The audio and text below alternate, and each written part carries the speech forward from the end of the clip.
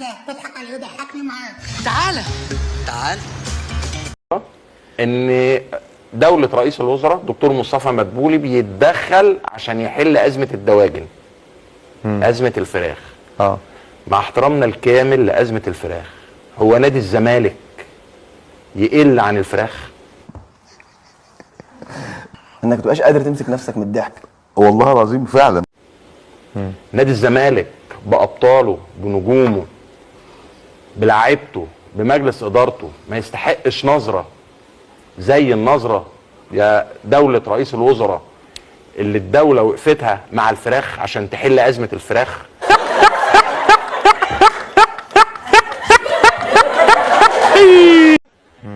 نادي الزمالك هو مفرخة للمنتخبات المصرية. الحشيش تمام؟ تمام.